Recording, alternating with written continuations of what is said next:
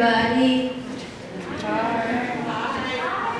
Welcome everybody. On behalf of myself and the student ambassadors, we welcome you to a night with Missy Jenkins Smith. We are so honored to have Missy take the time to come out and share her story. I hope you enjoy it as I do too. Before Missy comes out, Patrick Brooks has a few words to say. I would also like to say thank you to everyone for taking the time to come out here and in support of Missy, and thank you. How's everybody doing? All right.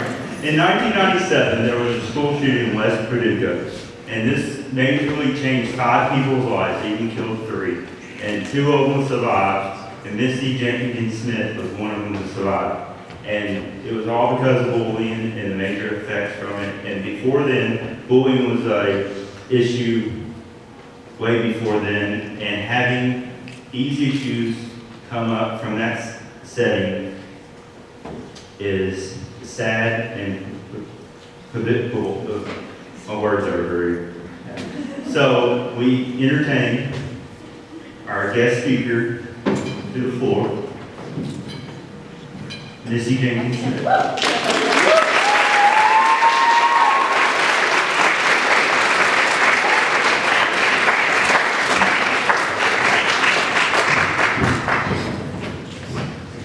On December the 1st, 1997, I was a sophomore in high school, and I was 15.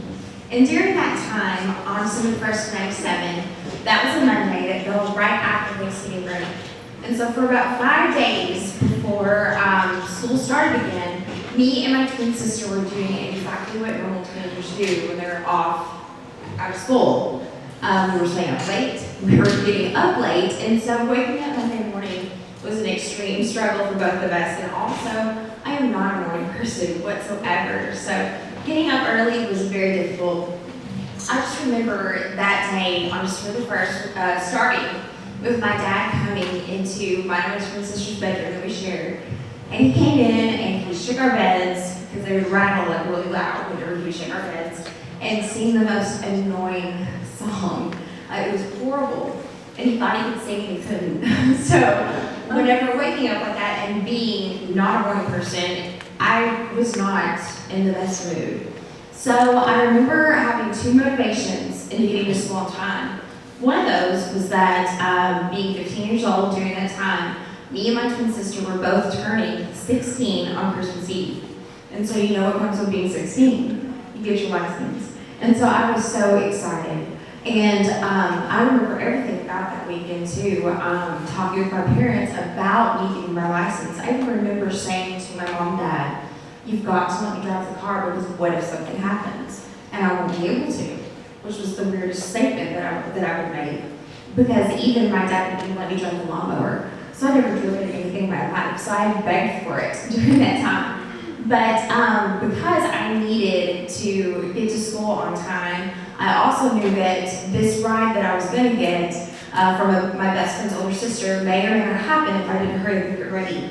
And if I didn't catch my ride with my best friend's older sister, it would mean I would have to ride the bus, which I was so over when I was just about to be 16 years old. Or even worse, my dad was going to have to take me to school, and I didn't want that to happen either. So since my best friend had a sister who was a senior, and she could drive, that was what I needed her to be ready for. The second thing was that me and my twin sister had been attending the prayer circle our sophomore year.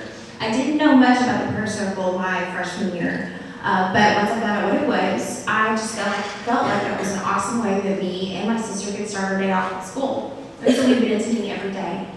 So that morning, I remember rushing around, hurry up and getting ready, and one of the things that I definitely wish that I would have done different that morning was to tell my parents how much I loved them and to give them a hug and a kiss bye.